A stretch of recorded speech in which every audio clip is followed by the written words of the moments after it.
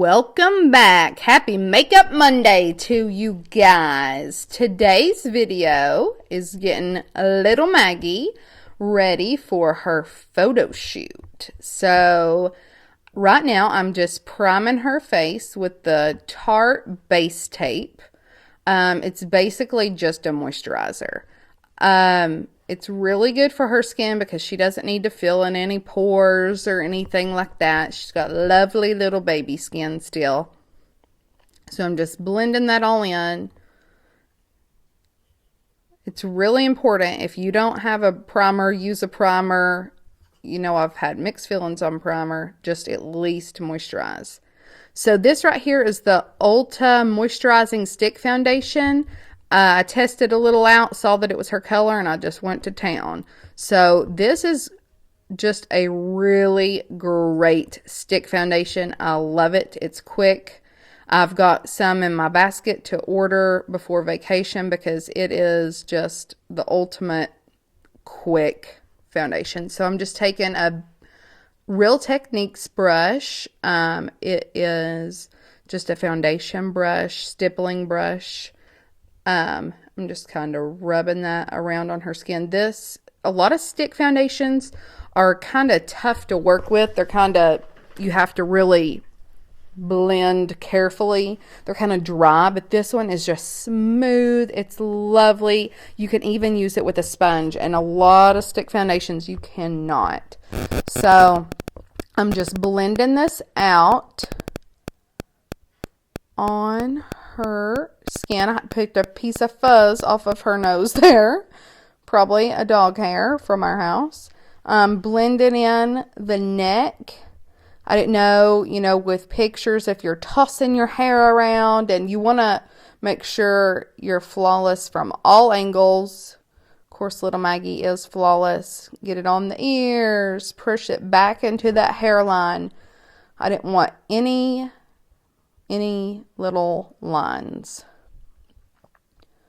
especially out in the natural sunlight. I mean, it's going to pick up everything. So I just really wanted everything smooth out. You'll see me talking here. I'm talking to her mama. Here I am just patting it out with a Real Techniques sponge, just to make sure we have no brush marks. So now I'm taking some powder. It's Ciate London. And it's just kind of like a shimmer powder. I think it's actually supposed to be a highlight, but I think it is beautiful almost all over the face. Like, I wanted her to have just that glow. Here I'm taking blush. This is the ColourPop Enchanted Mirror shade blush. It's the one with Belle on it. It was for the Disney Masquerade collection. Just the look of health. Look at that. Just brings it together. I didn't do any bronzer on her. I wanted this to be youthful. We're not trying to age her, and I love bronzer, but she doesn't need it. There's Chezzy walking by. It's a family event when we're doing makeup. I'm just kind of brushing back over it, making sure there's no harsh lines where I laid that blush down.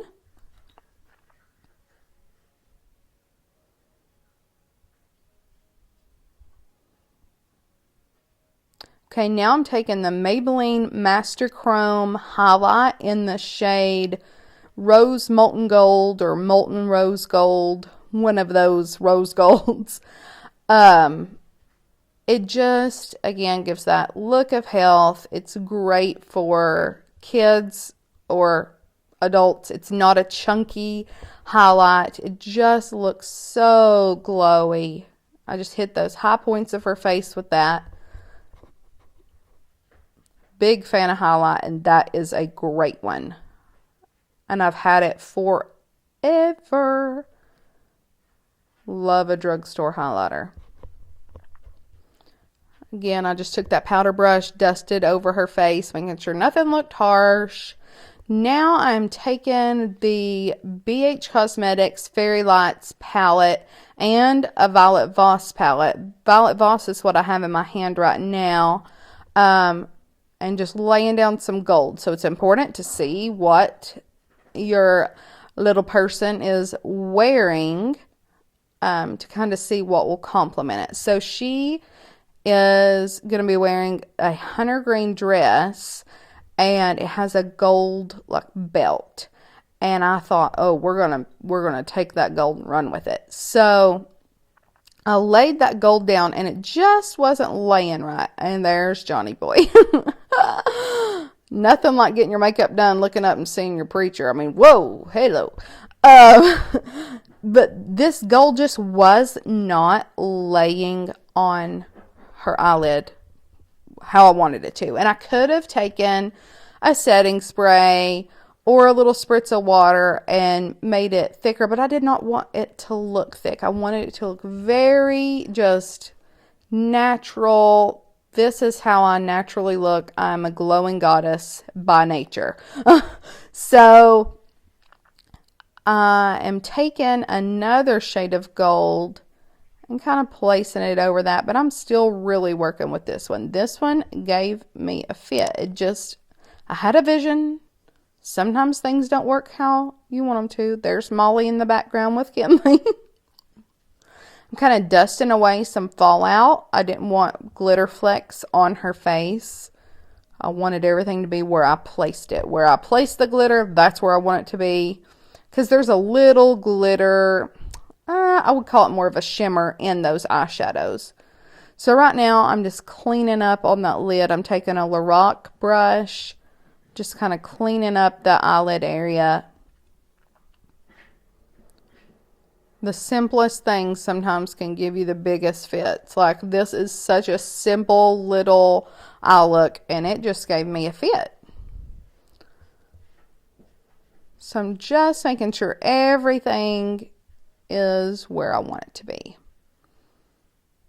Taking the fluffy side of that Lorac brush and just kind of going over it again. Take time and build it up.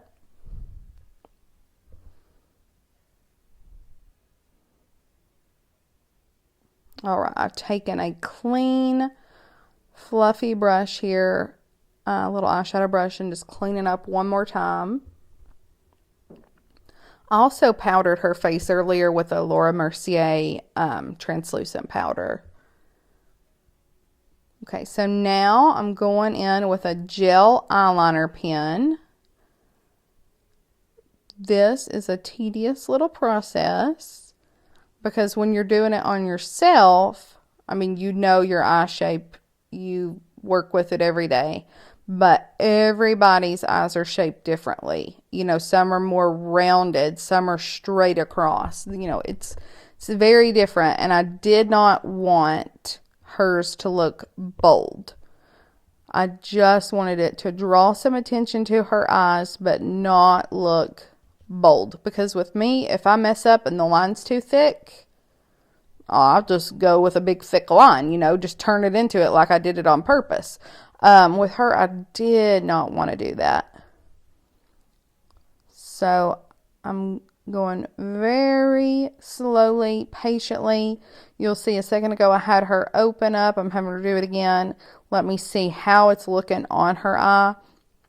Because you might think you got a snatched eyeliner going on your little lady's eye. And then they open and you're like, whoa, that does not suit your face. So now you're going to get a good look at my roots. You'll be happy to know I'm getting them done tomorrow. When you guys see this on Monday, I'm getting it done the next Tuesday. I realize it's heinous. So the girls love Maggie. They're just kind of hanging out. And Chesley is getting ready to do Maggie's hair. After I'm done, she's going to curl it with the wand. Maggie has naturally curly hair. And it's just it's just beautiful. It's long like Rapunzel. So I'm checking it out, having her look. I want to make sure they both match. That each eyeliner look is the same amount of thickness, and if there was a little flick at the end, I want to flick at the other eye. You You just gotta be careful to make sure it all goes. So when you're doing mascara on somebody like I'm doing here, I'm using a primer first. I love a lash primer. It just kind of trains your lashes, gets them in place before you go in with the black or brown mascara or any color mascara. I've got some, like, I've got a burgundy colored mascara I love. But this is white, but it will dry clear. So I'm having her kind of open it first, blink down on the one to kind of lay some primer on her lashes. And then I have her close her eyes halfway. So right now she's blinking and now closing halfway. And I'm just kind of brushing it on through her lashes. We're going to let that sit for a second and dry. And that was just a lash primer from L'Oreal. This is L'Oreal Lash Paradise. I'm going to have her just look halfway down. And I'm going to coat it. This is the shade Blackest Black. I do not think it's inappropriate for little girls to wear black mascara, or older women. A lot of, like, young and old, they think, I only need to wear brown mascara. But, girl, you do your thing. Okay? Do your thing. So, I mean, she's not going to go to school every day looking like this. I know her Bubba would not appreciate that. But for pictures, you know, a little photo shoot, it's so lovely. So you'll notice I did not curl her lashes. That is a little scary to do on somebody else. You don't want to grab their eyelid. Has anybody ever done that? Tried to curl your lashes and you caught your eyelid up in there? Ooh, that hurts. That's going to ruin a look real quick. So right now I'm just kind of debating on what lip color to use. And I have settled on this one by Too Faced. It's a it's sort of like a liquid lip. It's an interesting formula, but it does not dry down matte. I do not love matte lipsticks. I own maybe 2. I do not love them. And I sure don't like them for a young, youthful look. It's going to suck the life out of your lips. You know, for this look, I was going for the look of youth, health. That blush and highlight just, oh my goodness. So you don't want to take away from that with any step. So with this step, I put some of it on the back of my hand and I'm just working with a little lip brush so I can get really precise. I didn't do a lip liner. You know, I don't want it to look harsh.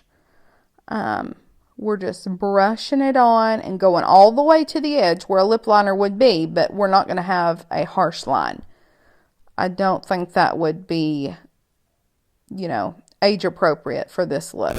Maybe if you're doing a pageant. But this is just a natural little look.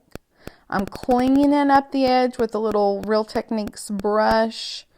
You'll notice I do use a lot of Real Techniques and BH Cosmetics. They are great quality at a really good price. So I'm just cleaning that up. I sat back and I said, that's beautiful. Alright, right now I'm just brushing her eyebrows up, knocking the powder out of them that has collected through this whole look. And now I'm taking a little eyebrow razor. It's like a little safety thing. You see them everywhere. I ordered these off Amazon. It was like a ton of them. I'm just getting that little fuzz that collects between the eyebrows. You know, everybody gets that. So I'm now going to dust it away so I didn't have to blow in her face.